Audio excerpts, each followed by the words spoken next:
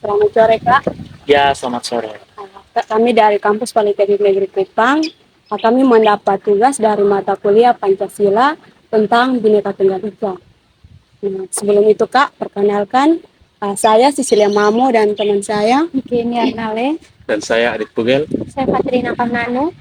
Kak, jadi sebelum itu Kak, kami boleh minta waktu Kakak untuk mewawancarai tentang Bhinneka Tunggal Ika Kak. Ya, boleh. Kak, pertanyaan yang pertama tentang menurut Kakak apa itu Bhinneka Tunggal Ika?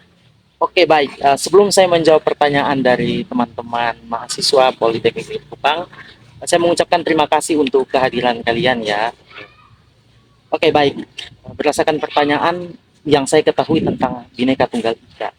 Jadi Bhinneka Tunggal Ika itu tertulis di dalam Kitab Sutta Soma, karangan Hutan Tular yang ditulis pada abad ke-14. Yang dimana memiliki semboyan dan makna yang berarti berbeda-beda tetap satu juga. Yang makna filosofisnya adalah bangsa Indonesia yang memiliki keberagaman suku, keberagaman bahasa, keberagaman agama, itu harus bersatu gitu dari semboyan Bhinneka Tunggal Ika. Kemudian di dalam konstitusi negara kita, Undang-Undang Dasar tahun 1945, pasal 36A menyebutkan bahwa lambang negara Indonesia adalah Garuda Pancasila dan semboyannya adalah Bhinneka Tunggal Ika. Jadi itu arti keseluruhan Bhinneka Tunggal Ika yang saya ketahui. Kak, terima kasih Kak. Oke, pertanyaan yang kedua, bagaimana penerapan Bhinneka Tunggal Ika dalam kehidupan Kakak? Ya, kalau saya ya sebagai seorang mahasiswa ya, mahasiswa Fakultas Hukum, kemudian saya juga sebagai masyarakat Indonesia yang tentunya menyadari bahwa kita ini hidup dalam keberagaman. Gitu. Jadi misalnya kalau di kampus itu kan teman-teman kita dari berbagai macam etnik suku, ada orang Manggarai, ada orang Keva, ada orang Adonara, dan itu semua memiliki ciri khas yang berbeda-beda gitu. Ada yang warna kulitnya putih, ada yang warna kulitnya hitam. Jadi kalau kita lihat teman yang hitam, jangan kita katakan, ih saya tidak mau berteman dengan kamu sih gitu. Nah, tapi sebagai negara Indonesia ya yang di mana kita memegang pentingnya Bhinneka Tunggal Ika sebagai salah satu pilar kebangsaan kita, tentunya dalam melakukan praktik-praktik di dalam kehidupan kita, kita harus menerapkan itu. Saya sudah menerapkan itu banyak gitu. Saya biasanya berteman dengan siapa saja tanpa memandang bahwa Anda agama apa gitu. Anda dari suku mana. Yang saya utamakan adalah kita ini adalah satu. Kenapa kita adalah satu? Karena Bhinneka Tunggal Ika tadi. Dan dalam kehidupan di kampus pun sama, di dalam masyarakat pun juga begitu. Kita biasanya harus saling membantu gitu.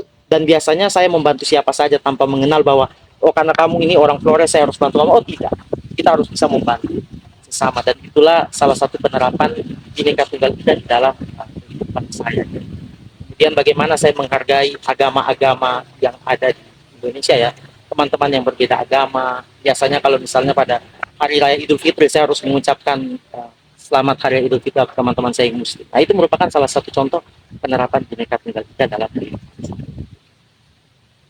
Oke Kak, pertanyaan yang ketiga, apa hubungan Pancasila dengan Bhinneka Tunggal Ika? Oke baik. Jadi begini, kalau kita bicara tentang Pancasila dengan Bhinneka Tunggal Ika, itu merupakan dua instrumen yang tidak bisa dipisahkan. Kalau ditanya hubungannya apa, Pancasila itu adalah landasan falsafah bangsa Indonesia. Jadi Pancasila itu sebagai pandangan hidup bangsa Indonesia, sebagai pedoman. Yang dimana dalam pedoman itu menunjukkan tujuan hidup berbangsa dan bernegara. Itu Pancasila. Lalu Bhinneka Tunggal Ika itu apa? Bhinneka Tunggal Ika itu adalah semboyan.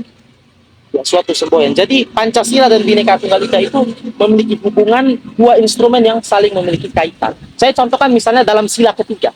Sila ketiga dari Pancasila itu mengenai persatuan Indonesia. Yang dimana dalam butir Pancasila pada sila yang ketiga itu memiliki makna seperti Bhinneka Tunggal Ika, bahwa persatuan itu merupakan sesuatu yang tidak bisa dipisahkan. Jadi kalau kita tidak bersatu dengan menggunakan prinsip Bhinneka Tunggal Ika dan negara yang menganut Pancasila sebagai landasan hidup kita, maka tentunya akan terjadi disintegrasi atau perpecahan. Dan tentunya kita semua tidak mau. Jadi itulah kira-kira hubungan antara Pancasila dengan Bhinneka Tunggal Ika. Baik, pertanyaan yang keempat, menurut Kakak bagaimana cara hidup bangsa sesuai dengan Bhinneka Tunggal Ika? Baik, saat ini kita melihat salah satu tantangan Bhinneka Tunggal Ika itu adalah kehidupan kita yang sudah mulai masuk pada era globalisasi. Gitu. Apa itu globalisasi? Globalisasi itu suatu proses kehidupan baru yang dimana dia tidak mengenal batasan antara ruang dan waktu. Jadi misalnya saudari ya ketika main Instagram gitu, saudari bisa berhubungan langsung dengan teman Anda yang di Amerika. Jadi Anda bisa DM dia gitu. Padahal jaraknya jauh antara Amerika dan Indonesia gitu. Ya, ini akhirnya apa? Ini menyebabkan pengaruh-pengaruh dari budaya luar masuk. Sekarang anak-anak mahasiswa tren baju Korea ya, tren bahasa Korea. Padahal orang Timor gitu. Mengapa? Karena itu pengaruh dari era globalisasi. Ya. Agar bagaimana supaya kita tetap bersatu dalam dalam kehidupan kita sebagai bangsa Indonesia, sebagai warga negara Indonesia, tentunya penerapan Bhinneka Tunggal Ika itu harus ada dalam kehidupan. Kita tetap mengatakan bahwa walaupun saya beda kulit dengan Anda ya, walaupun saya beda suku dengan Anda, tapi kita tetap satu. Kira-kira seperti itu. Baik. Oke, Kak. Pertanyaan selanjutnya, menurut Kakak, apakah Bhinneka Tunggal Ika sangat penting dan apakah harus diterapkan? Baik, seperti yang saya katakan dari awal bahwa Indonesia ini adalah negara yang pluralis. Atau dengan kata lain, Indonesia adalah negara yang pluralistis, memiliki begitu banyak keberagaman. Jadi kita itu memiliki 1.340 suku bangsa. Bayangkan ada 1.340 suku. Kemudian kita memiliki 718 bahasa daerah.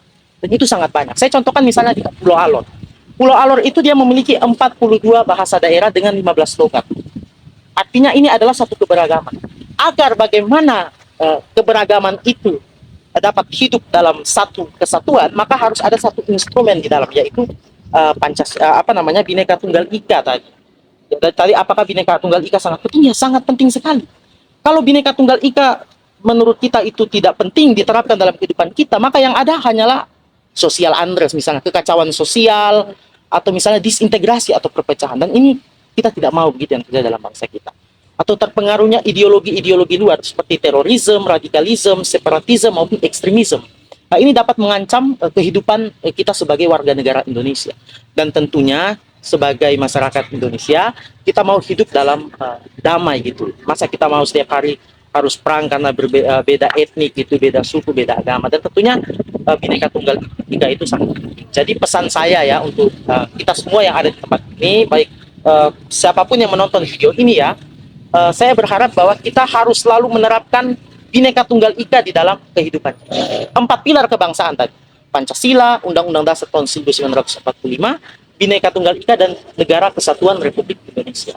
Bahwa kita ini adalah bangsa yang satu, walaupun berbeda-beda, tapi kita tetap satu jua. Beda-beda, tapi kita masih bersaudara. Kita semua bersaudara. Kira-kira seperti itu.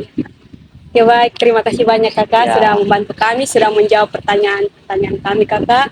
Mungkin ini saja pertanyaan dari kami kakak. Terima kasih banyak. Ya, terima kasih.